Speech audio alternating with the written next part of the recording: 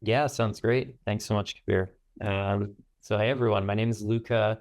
Um, I'm currently working as the CEO of Injoy, which is an intestinal health focused company. My background is in pharmacology. That's where my formal training was as a research scientist, and my journey into health started super early. I was, sick when I was quite young. I had pediatric cancer, and that led to this, although it sounds a little bit cliche, journey into wanting to help people. Um, Really, as a result of the care I received at a very young age. So that paired with my interest in inflammatory bowel disease, just being surrounded by it in my family, people that have Crohn's, family um, that are experiencing ulcerative colitis, it just became very clear to me that intestinal health, inflammatory bowel disease, and inflammation in general are not isolated symptoms. And they're actually a lot more common than we think. It's just that people unfortunately don't speak about them very often. So it set me on a bit of a mission to empower people against unspoken health battles, and also to showcase the fact that our gut health doesn't live in isolation. Gut health is health. And I know that's something that myself, Huma, and Kabir, we all agree on quite deeply. And that brings in the mind component as well. So something that I'm very excited to speak about today, potentially answer any questions that pop up. And yeah, just proud to be here. And in all ways, thanks so much to everyone for having me on. Thanks for that, Luca. It's really awesome to have you. And thanks for bringing like your personal sort of story into it. Similar to you, I got interested in health because of a loss in my family, specifically the loss of my mother at a young age. And my own personal experience with gut health, actually, which is something I haven't talked about much. But when I was a teenager, essentially, there was a period in my life where I was really stressed. And that's when I started having some gut health issues with sort of dyspepsia and like just pain and sort of discomfort that bothered me daily. And that's when I realized sort of the mind gut connection actually at that young age, how stress directly impacted my gut health.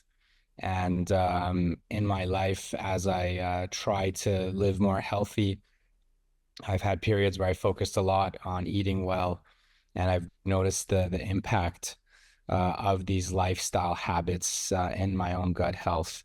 And the journey with sort of us um, coming together to do this Enjoy project, which is the final result of many stages. Part of it was related to this clinic we had in Montreal, and particular patients of ours with inflammatory bowel disease that responded really well to like these lifestyle holistic type interventions. And so, we got motivated to be able to bring that sort of intervention to the sort of larger population. And it was awesome to meet you and Richard, who had this expertise in microbiome and who had these algorithms that would look at microbiome results and predict if someone has inflammatory bowel disease. And so the work that we've been doing is really exciting, and I think you've done an amazing job leading it. And I think you have a lot of important information to share about where we are with this work, with this research, what the promise is, and other interesting facts that we can share with others. Sounds great. And I guess Awesome. a good place to start is what is the microbiome? Because I know it comes up a lot, and I think most people at this point are comfortable with the fact that the microbiome exists in our gut, it exists in our large intestine primarily, but the truth is it exists in many different places. It exists in our mouth, armpits, our lungs, all these different places. And I think the coolest thing about it is that it's quite unique. It's almost like a fingerprint, of our identity at a health level.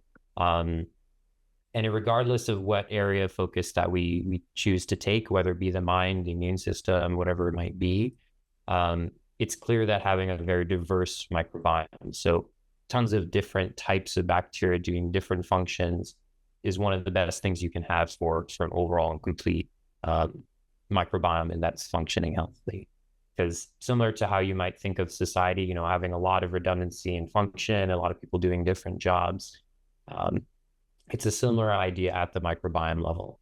And that's able to influence us through producing things such as metabolites, activating our immune system, stimulating something called our vagus nerve, which is that major connection between our mind and our gut, and impacting, you know, everything from brain chemistry, neuronal development, digestion, hormonal balance, really everything that you can think of under the sun. So, yeah, it's a quite amazing component that we have in our body, and one that is plastic. You know, like you were saying, Rumen, eating right can have a massive impact on your gut, which can have a massive impact on far-reaching areas of your health that you might not initially think of.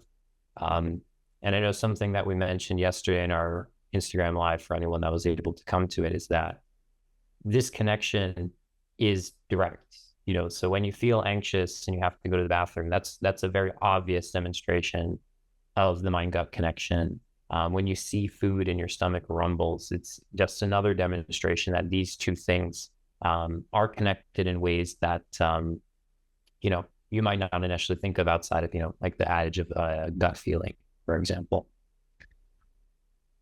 Yeah, no, it's super interesting, the mind-gut connection, and really the notion that the gut is its own sort of brain.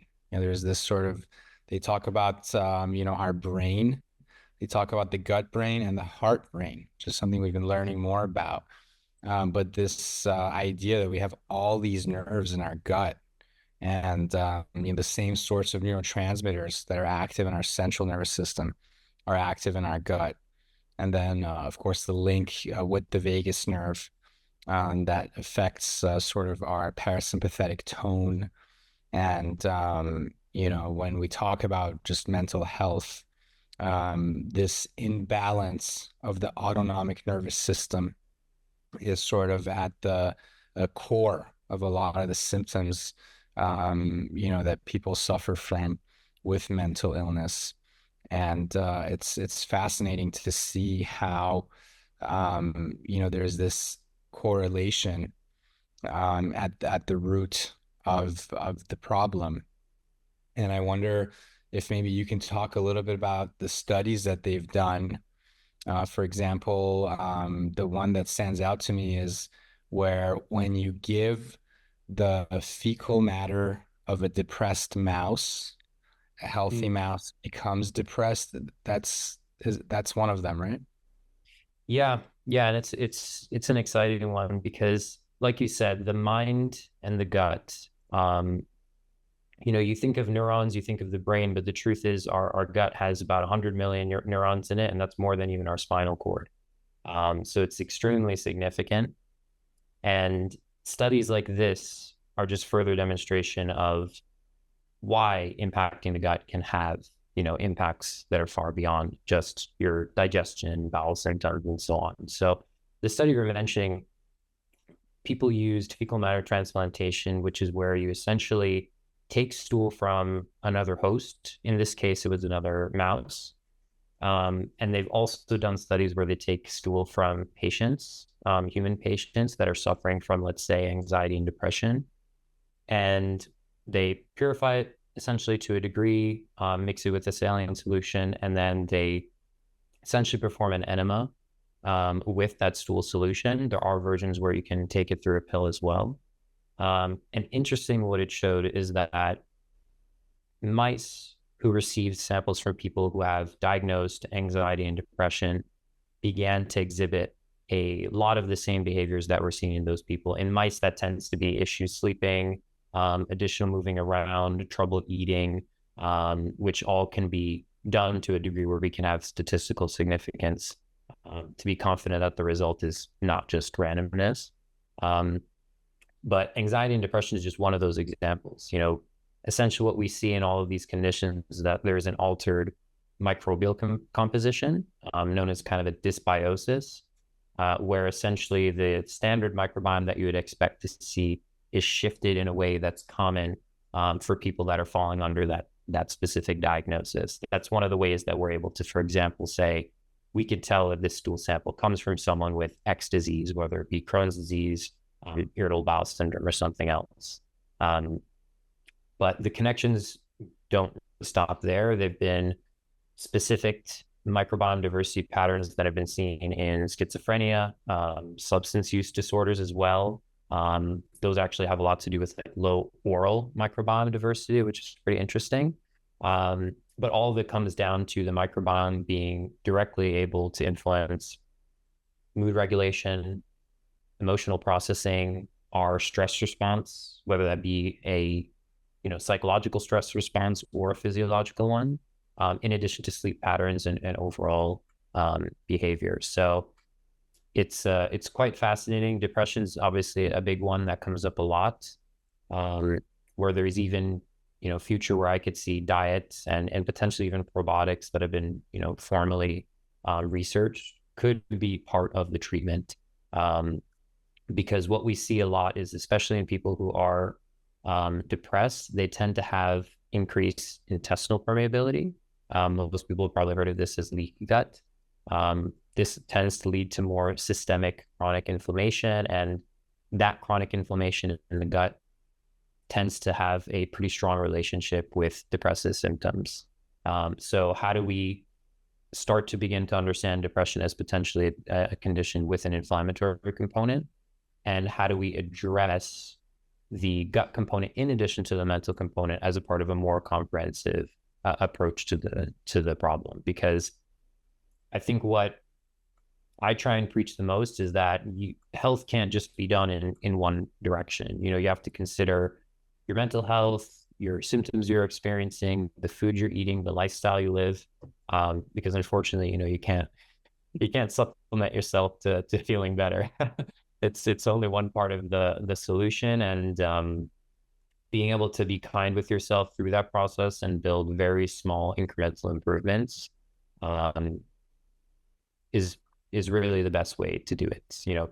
Doing things in 2 weeks very aggressively is probably not going to have the sustained benefit of a lifetime of health, but small changes, whether it be reading the back of a label of something you're pulling off the shelf, to deciding to go for a walk for 10 minutes after a meal, whatever it might be, can have huge impact, because it's the beginning of a habit change. Yeah, thanks for that. I think it's useful to talk a little bit about the mechanism. And so I think to give a picture of how, let's say, this fecal matter transplant can have this downstream effect. My understanding is that the number of bacterial, or let's say just the microbiome composition, whether it's bacteria or other organisms in your gut, outweighs the number of cells in the body. And I don't know if that understanding has changed, but I think what that translates to is genetic material. So ultimately, if you think about all the genes that are active, all the proteins that are created because of the genes, and so when you're doing a fecal matter transplant, it's essentially you're introducing a whole host of genes. And, those sorts of proteins will have downstream effects to change our physiology. Is that more or less accurate? Yeah, so at a genetic level, it's quite accurate. At a cell level, that 10-to-1 ratio has been revised in recent years, and it's more of a 1-to-1 actually. Because I think in the human body, there's around 30 trillion cells and approximately 38 trillion bacterial cells. So while they're numerous, they don't outnumber the human cells as much, but that's not really the point. Like you're saying, the bacteria of our microbiome have a far more significant genetic capacity than we do. So that's why they're able to produce vitamins, for example. That's why they're able to break down certain forms of fiber that we ourselves cannot digest. There are many fibers that we consume that without bacteria, we would not be able to break them down in our bodies. And that fermentation is almost exclusively handled by the bacteria that we have in our colon. So that capacity at the genetic level is where a lot of the benefit from the microbiome comes from. And again, a further demonstration of the relationship we have with our gut. Gut health starts with what you put into your mouth.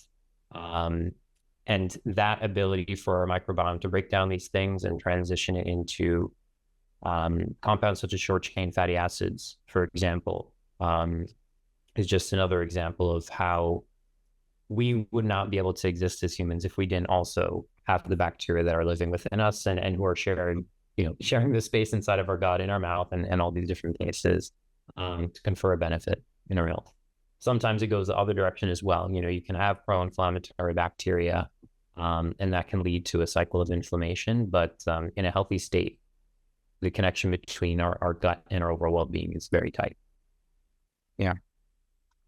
And besides bacteria, there are other organisms like fungi or viruses.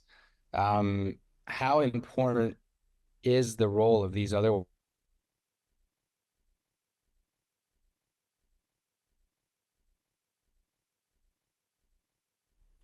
lens? Consider microbiome to be bacteria, to be fungi, and all these different things.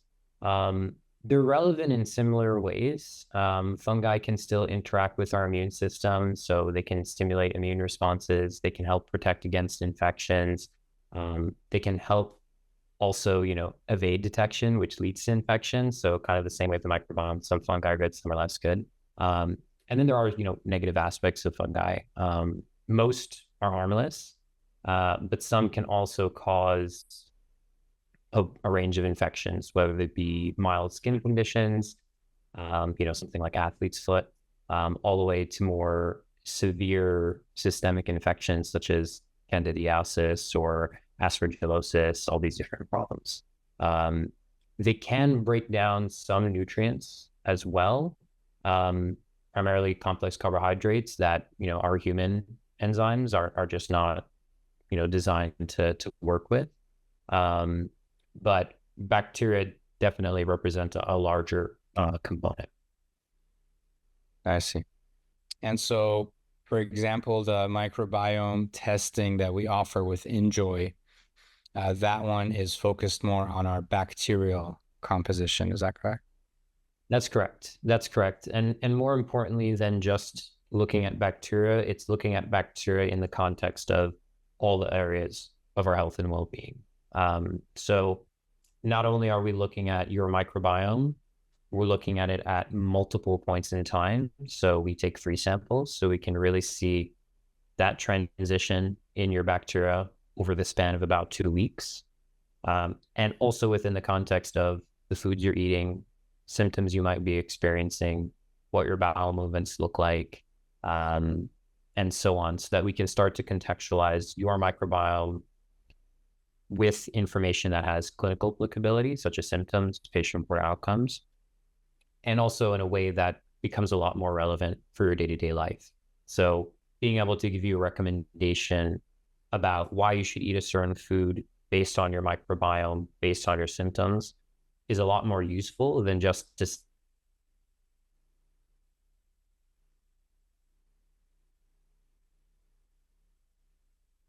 it's a little bit higher than what we would typically see. Yeah. How do we perform and provide a recommendation that is actually hyper personalized and not just putting someone in a bucket to say, you have this type of profile, you fit here, you get this set of recommendations. We really try and do everything at a deeply personalized level.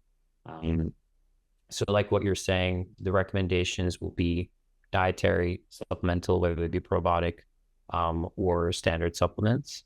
But we also provide information around some of the functions those bacteria could be providing to us, whether those be your ability to produce short-chain fatty acids, butyrate, acetate, propionate, or your ability to break down fiber, break down lactose, produce certain B vitamins, and so on.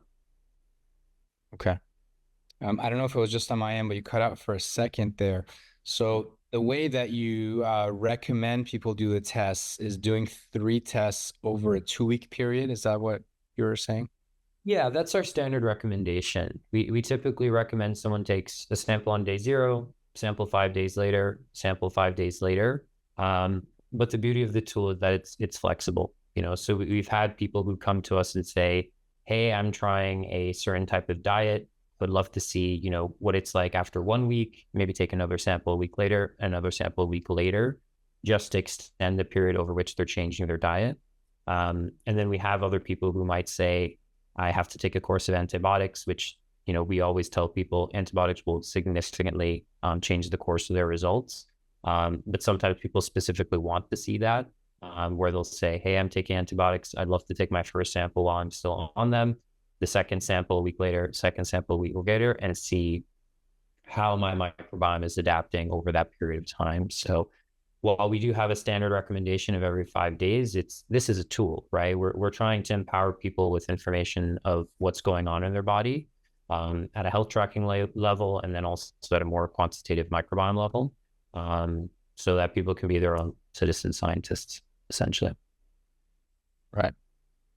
And can you also talk about, so besides the microbiome component, there's basically an app, and there's technology to track these lifestyle activities, the symptoms. Can you talk a little bit about that, and how that data can be processed to provide other information? Yeah, of course. So it all comes down to this idea of we're helping you connect the dots between your gut, your symptoms, your overall well-being, and providing evidence-based and deeply personalized access to care. So the test is one of those levels. The app is the next one. And the app is a very big part of it because it's also what is able to give you essentially any answer to any intestinal health and health question and beyond, through Gut Chat. So Gut Chat is a major innovation that we developed over the past few years. Essentially what it is our database of papers that we've analyzed to give recommendations, around 150,000 papers, peer-reviewed academic papers. Our AI has essentially analyzed them, pulled out the most important relationships that are in there. So for example, food X improves or worsens X symptom. And it's how we actually give recommendations in the app that are constantly being updated as new papers are coming out. But now you, as the user, you're able to ask questions to this database essentially, and get responses only from that bank of literature. So you can always be confident that your responses are coming from, again, verified, peer-reviewed sources, which is a huge problem in intestinal health space because there's a lot of disinformation out there. So being able to not only respond from this database, but also shows people specifically your response came from this paper, and this paper, is how we're able to give people a lot of confidence when it comes to the responses we're providing. And in terms of the experience that we're trying to curate, it's not just about giving a response to a question. It's about inspiring further investigation, further curiosity for people. And the way that we support that is actually by providing people with follow-up questions after they get the response. So with just a tap, you can keep digging into a topic and continue to learn and share it with people and so on. So Gut Chat is super important. It's also connected to the rest of your data. So if you've taken a microbiome test, if you've connected your wearable, like an Oura Ring or something, as you're tracking in our app, again, your symptoms, diet, lifestyle, and so on, Gut Chat is aware of those things. So it will do its best to contextualize its responses related to you. So if you're asking about, are there any ways that I can improve my sleep, with the microbiome being in consideration, the app will say, "Hey, your sleep score is around this. Here are some things that you could do for your specific case." Again, personalized information being the key. And while we're at it, I might as well talk about the bathroom beacon, I guess, which is another innovation we have. And it's essentially how we help people build better habits around gut health and intestinal health in general. Our bathroom beacon is a small Bluetooth sensor. It's about the size of a coin. And all you have to do is put it on top of your toilet, and it's able to recognize through your Bluetooth signal in your phone how often you're coming to the bathroom, how long you're spending there, for example, and also reminds you to check in once you sit down on the toilet. So at a passive data capture level, it's great because it means that without doing anything, we can see, are you spending more time in the bathroom? Are you going more frequently, which can be indicators of bowel health. But in terms of a habit formation, we're able to recommend and remind people to take a few seconds and check in with us when they're away from the distractions of kind of their daily life in the bathroom. And for us, there's two benefits there. One, the more we understand about your health, the better and more personalized recommendations we can give. And then at the user level, also just inspiring a moment to think about yourself, while you're, behind a closed door, sitting on the toilet. It might sound like a weird place, but, speaking to a lot of parents, speaking to a lot of patients, there are very few places where you get privacy for yourself. The bathroom is certainly one of them. Hopefully, hopefully that's still like a sanctuary for people. So using that moment to think about, how you're feeling in that moment, is something that we've seen leads to not only better outcomes, but, better tracking and better consistency, ultimately to help people build a habit. We're not a 2-week program. We don't want to be considered a 2-week program. We're trying to inspire lifelong change in people. And by providing that experience through the app, the beacon, and the test, we're able to provide a very comprehensive approach to doing so. Interesting. And so the app basically can also track your diet. Is that right? That's correct. Yeah. So you can let us know what you're eating. Simply type it in, and hopefully very soon we'll be able to include image recognition for that. So you could just take a picture of your food and we'll tell you what's there. With that, we can give you standard information like your macronutrients, your micronutrients, your fiber intake, which is super important for us. But then we're also able to associate that with any symptoms you're experiencing. So if we see, typically when you're eating these types of foods, you might be experiencing more bloat, more abdominal pain, something of the sort, we can highlight that for you right on the home screen of that. So you can know, hey, it seems like when you're eating, more beans, more pulses, you tend to have more gas. Maybe try making sure you're washing them thoroughly, draining all the liquid before cooking them, or reducing that amount over time to see if it helps with your symptoms. So the food trigger identification relationship is another big one that the app's able to help with. Great. I'm curious, how much change do you typically see, let's say, during the course of 3 tests? I know that one of the advantages of Injoy, unlike a lot of the other industry players, is, we're not doing one snapshot and then giving you a list of recommendations based on one. But let's say in a 2-week period on average, is there a significant change that we see? There can be. So if you're someone that has, let's focus on extremes because I think it makes it a little bit easier. If you're someone that has chronic active inflammatory bowel disease, let's say you have Crohn's disease, there tends to be a lot of fluctuation between those samples, just because you can imagine the environment that the bacteria are living in is quite unstable. So we tend to see, one sample, the diversity might be here, another sample might be slightly higher or lower. Certain bacterial abundances, sample to sample, could shift quite significantly, whether they be pro-inflammatory bacteria or anti-inflammatory bacteria. Whereas people who are, let's say, typically healthy, their samples tend to be grouped a lot more. So what you'll see is that bacterial abundances stay the same, sample to sample or similar sample to sample. And that stability is actually one of the metrics we provide in our test. No other test is doing that because they're all just taking one sample. But because we're taking 3, we're able to identify how stable the microbiome is, which is another marker of health. So those shifts, it's to make sure that by taking multiple samples, we're confident about the recommendations we're giving because it's not based on one time point. Even when you take your blood pressure, you don't just take it once, you take it multiple times to take an average, right? So you can think of a similar philosophy at the microbiome level. But it's also to see those shifts because maybe it was a bad day. Maybe you were stressed that day. Maybe you had a, poor diet that day, or the day before, I should say.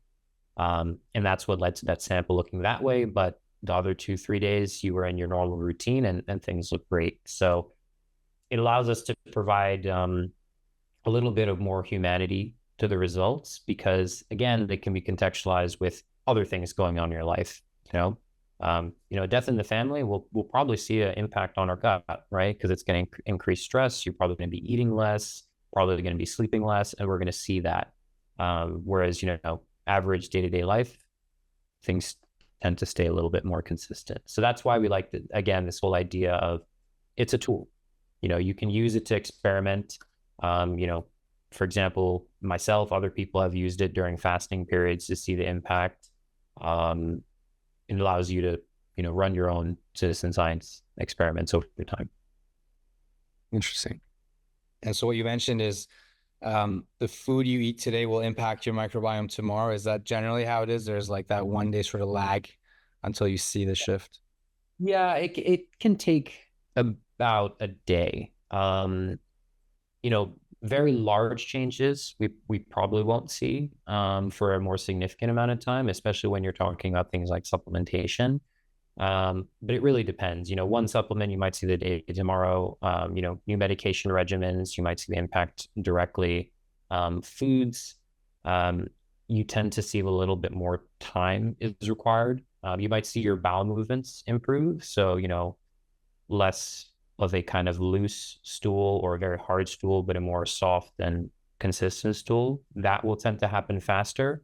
While the microbiome variations might take a little bit more time. But a lot of it comes down to the types and the amount of fiber that you're consuming. Great. So you mentioned fasting. I think that's a good thing to discuss. I know there's a lot of hope in fasting being a tool people can use for wellness, for longevity, for other sort of health issues. What have you seen with this experimentation, and do you have any new insights you can share with us about where the evidence lies with fasting? Yeah, fasting is a tough one. There tends to not be a lot of peer-reviewed information around fasting, but tons and tons of anecdotal evidence. And maybe, I can share my own experience even with that too, because a couple of years ago, I was experiencing very, very severe inflammation. I'm not diagnosed with any other conditions, fortunately, but for whatever period, I could only sleep maybe 3 to 4 hours a night. My skin felt like it was on fire, very itchy, just a light graze and my skin would become super red. So I tried everything. I went to see a dermatologist. I went to see my GP, blood tests, and couldn't really get an answer for what was going on. The list of things that were tried is significant, from bleach baths to peroxide showers to, high doses of allergy medication, all these different things. But it wasn't until all under doctor's supervision, I'll add. But it wasn't until I fasted actually that I saw results after 2-3 months. So I fasted and this was kind of like the end of the line for me. I'd never really done fasting outside of intermittent fasting before in my life. But similar to a lot of people dealing with the chronic health issue, you kind of run out of options and you're willing to escalate. So I decided to try doing a water fast. After about 48 hours, I felt better than I had in months. Itching went down significantly. I got my first normal sleep in literally many weeks. And I decided to extend the fast to about 5 days, all just drinking water throughout that period. And after that, I actually did a very slow reintroduction phase of different types of food classes. So completely avoided grains for a period of time, started to introduce them, started to introduce pulses, other areas of my diet very slowly to see if I could identify a trigger. But, fortunately or unfortunately, I still don't know how to think about it, it became clear that diet actually had no impact on my symptoms. There was no clear food that was triggering any of these issues, but it was clear that fasting had done something. So fasting itself is super important because it's almost like a break in the body. You stop having to digest as much. You stop having to have less frequent bowel movements and very small bowel movements. And naturally, that's going to have a huge impact on your microbiome as well, because the main food source, that being fiber primarily, for at least the good bacteria, is no longer present. And then a lot of the other bacteria that are more pro-inflammatory also lose their food source. So what we typically will see is that there is a pretty obvious shift in the microbiome during a fasting period. So you might see a decrease in bacteria such as Firmicutes, whereas you might see a larger increase in proteobacteria. So that means some of the good bacteria, such as Faecalibacterium, these are very, very popular, in vogue bacteria, if you want to think of it that way, when it comes to anti-inflammatory. Faecalibacterium, Prosonice, Bifidobacteria, they may initially decrease, but the idea is that a lot of the more negative competition that was present there also does. So they're able to rebound quite significantly after the fast is concluded. So a lot of these bacteria become enriched almost because they're forced to utilize a lot of these host-derived substrates as opposed to those relying on, our diet and what we're consuming. And you tend to see the production, higher production of things like pork just because of the result of, what do they have, to work with in that state. Health impacts of fasting, there's a lot of information about intermittent fasting that's a lot easier to study. And there's improvements around body weight, body mass index. There's papers that are discussing cardiovascular health. So decreases in blood pressure, improvements in, for example, your atherosclerosis index, and, everything that's attached to that. So the underlying metabolic health, the underlying inflammatory decrease in inflammatory markers, all of that becomes more present. And ultimately, it's a mixture of many things, but definitely creating more resistance against, the colonization of pathogens, to almost like this functional reset of the body is seeming to be part of the equation when it comes to why fasting specifically, outside of, the reduced diet intake and all these different things, can have a huge impact. And I think the last thing I'll say there, in terms of a more mechanistic side of things, is that the interplay between our intestinal tissue, for example, being remodeled, and microbiome changes during fasting isn't fully understood. But because you have to consider the amount of time that's fasted, the all the additional health aspects that have to be considered, the duration. But it's really the refeeding period after a fasting period that can have some of the largest impact on kind of the sustainment of whatever type of health benefit was experienced in that period of fasting itself. You mean this notion of, let's say, gradually introducing, or like the transition to like the normal full diet? Exactly, yeah. And it's that kind of the refeeding period. It's where you can see a lot of the reversal or partial reversal of microbiome changes, because this is a very dynamic system. And that composition and its function, that's really the key period. Okay. You mentioned pathogenic bacteria. Are we able to detect those sorts of pathogens on the microbiome tests we perform? Yeah, so we do include some pathogenic bacteria. We essentially have a section of the report called bacteria categories. It's where we'll break down, here are the bacteria that have been shown to be pathogenic. Here are bacteria that have been, through the literature, associated with inflammatory bowel disease, systemic inflammation, metabolic syndrome. And the pathogenic bacteria, I believe, includes around 8 different genera. And those can be, Campylobacter, C. difficile, H. pylori, Listeria, Salmonella, typical names that people are used to seeing. So those things are detected on these tests. Yes, we include those. In our report, and then also just generally organizing for people which bacteria are associated with different diseases, at least the ones that we're confident with, because we want to make sure that if we're providing an analysis, we're providing it from a place of, rigor. So the bacteria, for example, that we're saying are associated with IBD, they have been associated with IBD in many, many different studies, not just one, to the point where we believe it can be used as part of an understanding in practice. Very interesting. I know that, your initial foray was diagnostically sort of oriented. And I remember one of the sort of users had sort of a characteristic inflammatory bowel disease microbiome profile, and they went and got tested and were diagnosed. Is that something that we're seeing?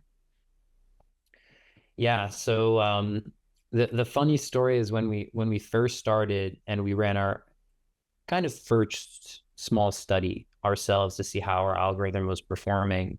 We had an advisor at the time who we'd been working with for months. They hadn't told us anything about their health, but they were happy to participate and submit a sample and see what our analysis would perform.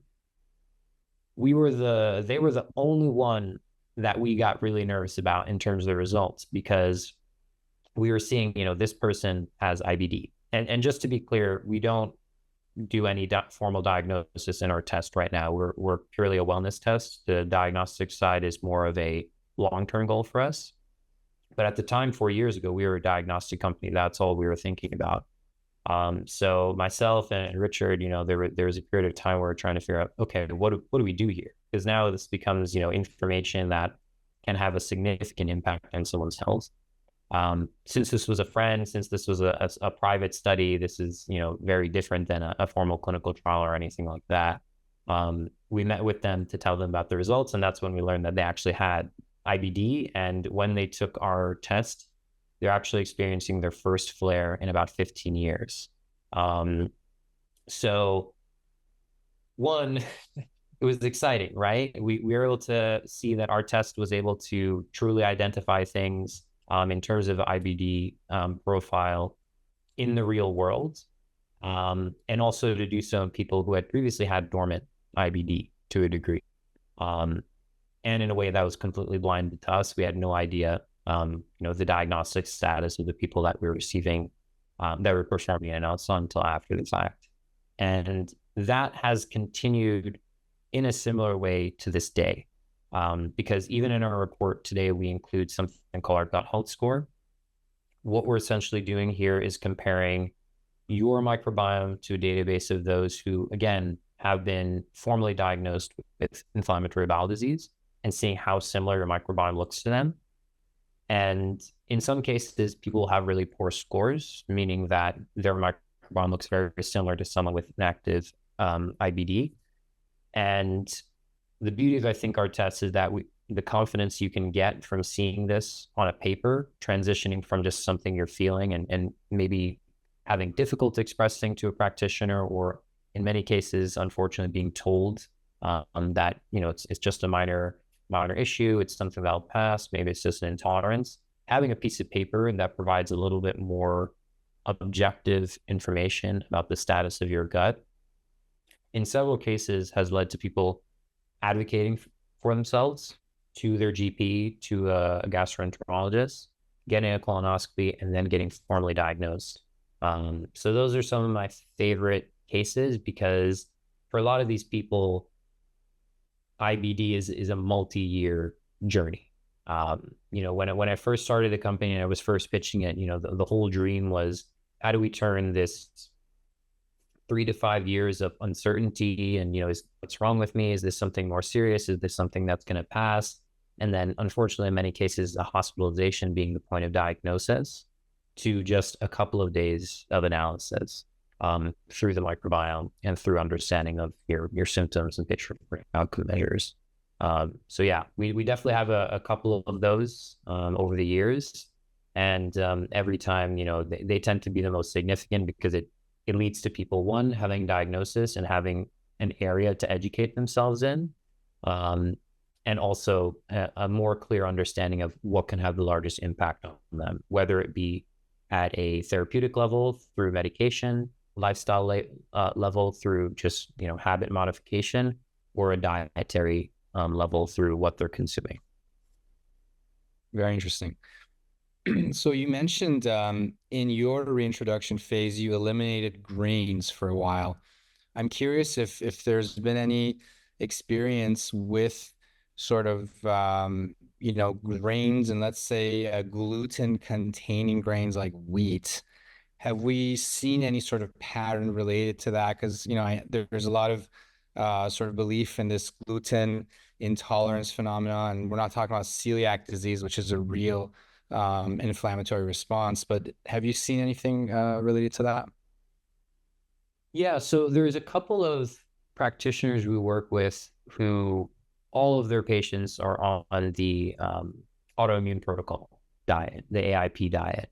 And the whole idea of the AIP diet is, start with an elimination phase. So that includes grains, but it also includes a lot of legumes. It includes dairy, it includes eggs, nuts, seeds, nightshades, processed food, refined sugars, like a quite significant list. And then focusing on more whole foods, nutrient-dense foods such as, vegetables, fruits, lean meats, fish, and healthy fats. I don't really like that term, but healthy fats. After which you start to reintroduce. So to pause for a second, a lot of these restrictive diets, whether it be FODMAP, whether it be AIP, you're not really supposed to live your life eating in these ways. They're very, very restrictive. They're more meant for you to understand what foods are actually causing you issues so that you can avoid them as part of like a typical diet that you're having. And that reintroduction phase is where you start to see that. So you start to slowly introduce grains like I did. You start to introduce legumes. You start to introduce dairy. And you monitor for any adverse reactions that you might be experiencing. And the whole idea here is, how do we reduce symptoms of autoimmune diseases by minimizing inflammation through the diet that we're consuming? So that's kind of how the AIP diet works a little bit. That's how it works at a more holistic level. Something to mention that our report also does is that we can tell you based on your diet how inflammatory it is. Are you typically eating more foods that are pro-inflammatory, more foods that are anti-inflammatory? Because essentially every food has a place on, a place in their dietary inflammation index, which is something that we can use when we perform our analysis. Gluten intolerance, and like you said, Human, focusing more on non-celiac gluten sensitivity, I guess is the better way of saying it, is where people, they experience similar symptoms to someone with celiac disease, but without the autoimmune response, or the intestinal damage that tends to come with it. So what we see is, a lot of people come to us and they say, bloating, diarrhea, abdominal pain, these are common symptoms for me. Maybe headaches, maybe migraines, those tend to also come with it. Lots of fatigue, maybe some joint pain, but that tends to be a little bit more rare just due to the lack of the autoimmunity. But unlike celiac, we don't tend to see a huge microbiome component as part of it. So similar to, how you would do it in medical practice, where, diagnosis involves ruling out celiac disease and wheat allergy through testing. Really the main recommendation for that class of people is gluten-free diet, eliminating foods that contain gluten, as a way of symptom reduction more than anything else.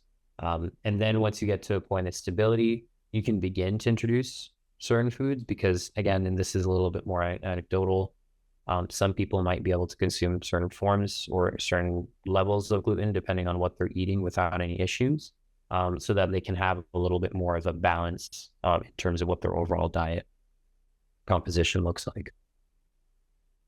Very interesting. I'm going to shift gears a bit and talk about mental health. And I'm just curious, like in the app, as far as tracking goes, are we tracking mood, anxiety? I know we track sleep, but what factors are we tracking? And have we seen anything interesting in terms of the relationship with our microbiome? Mm-hmm. Yeah, so we track a couple of different things related to that. The most direct are just asking people about how in control they feel over their symptoms. We can ask people about how often their symptoms are impacting them in their daily life. And then we can also ask, do you have any more depression-related symptoms you're experiencing currently? Those are all kind of the more standard ways that we look at mental health. But even within other questions, sleep, for example, or even exercise, we're always asking people to compare them to their own personal baseline. So we don't ask you, how many hours did you sleep last night? We ask, how well rested do you feel this morning? So it's less about saying, 8 hours is the perfect amount of sleep. If you don't get 8 hours, it's a problem. It's more, how do you feel regardless of the amount of sleep you receive? And similar with activity, because people have different levels of what they're capable of. We work with Olympic athletes, and then we work with people like me. I'm not running a marathon, but for some people that might be high activity. That might be 100 on their list. For other people, getting across the route might be 100. So we're always asking you, how would you compare your activity levels from your previous day for your personal situation? At the microbiome level, on the second page of our report, we provide you a heat map. So this is where we'll show you, here are the 3 samples you collected, looking at your diversity, stability, and gut health score. And then above that, what we overlay is all of that information you tracked in our app. So we can see on the days that maybe you got poor sleep or maybe you were feeling more stress, we might see a reduction in diversity. On the days where you were able to exercise more, you didn't have as many symptoms, we might see an improved gut health score. So we allow people to very directly see the relationships between the symptoms and the lifestyle that they're experiencing with their microbiome. And what we do in the app is that we do present those to you directly. So if we see any of these relationships, if we see any of these patterns, we essentially show it to you on your home feed. So you can see it as what we like to call an instant insight. So we say, hey, you seem to have more energy when you sleep more, for example. And by tapping on that, Gut Chat opens up, is able to kind of relay to you what the past couple of days look like related to this, and recommendations on what you can do to either maintain or improve on the situation. Amazing. I'm curious if any stories jump out in terms of, let's say, specific recommendations made and that having an actual impact in someone's life. Yeah, I think it's hard to remember when you're in this health space and it's not really something you think about anymore. It's just part of, your everyday life. How little, a huge percentage of the population thinks about processed food. So one of the big recommendations that we'll give to people is, reducing processed food in their diet, as well as, for example, diet tracking in general to identify any triggers. Processed food is one that, we have people very typically, they say after about a month, they feel like they have more energy. They feel like they're sleeping better. They feel like they're having less symptoms. And, there is a lot of evidence for why that might be. A lot of people talk about just a reduction in like mental fog that tends to come up, because processed food, as you know, they have kind of a global cognitive function decline, executive function deterioration, mental health effects, all these different things. And by reducing those, not eliminating, because I think eliminating is a scary word for people. We want people to make, again, small progress over time. So just reduction is great. That's where we tend to see a lot of people doing really well. The other one, and this is an example I give all the time, is we have people who come to us and say, I actually eat healthy, but I still feel terrible. And I think that's when you have to help people find what it means to be healthy in their own diet, because there's healthy foods that you might be intolerant to that might be causing your symptoms. And, you know, the classic example is apples. You know, that's a FODMAP food. For a lot of people, this whole adage of apple a day keeps the doctor away, it might actually be making you go see the doctor more often, you know, if you're intolerant to it. So, but because it's such a, you know, it's a fruit, it's healthy, like how could it be bad for me is what a lot of people think. They keep eating it and it doesn't even cross their mind that it might actually be one of the reasons for the symptoms they're experiencing. So that food trigger identification that we have in the app allows those patterns to kind of come to light that you might not actually be thinking of, and help people realize that you know, just eating a bunch of vegetables and so on is not necessarily your path to health. It's which specific vegetables that aren't going to cause you harm or difficulty, so that you can have them again, in addition to lifestyle adjustment and everything else. Yeah, amazing, really wealth of information. For those that are interested in trying this out, my understanding is that we have a sort of a free demo that people can use the app, download it from the app store. How does that work? Yeah, so our app has a 2-week free trial, and it's a total 2-week free trial. So you get access to every single feature in the product. Simply have to search Injoy on the Apple Store, App Store, or Google Play. Search Enjoy Gut Health. And then you just download the app and create your account. You can sign in, you know, with Google or Facebook or whatever you like, your Apple. And then, yeah, you're able to start a 2-week trial right away. Thank you so much, Luca. So enjoy.bio is the website. And I look forward to checking in with you again, you know, maybe in a few months to see what other exciting things we found. Sounds good. Sounds good. All right. Well, thank you so much for your time. Thanks for everyone for tuning in. Thanks so much, Kamal. Thank you. Speak Thank soon. you, everyone. Thank you, Luca. Thanks. No problem. Thank you, everyone. Cheers.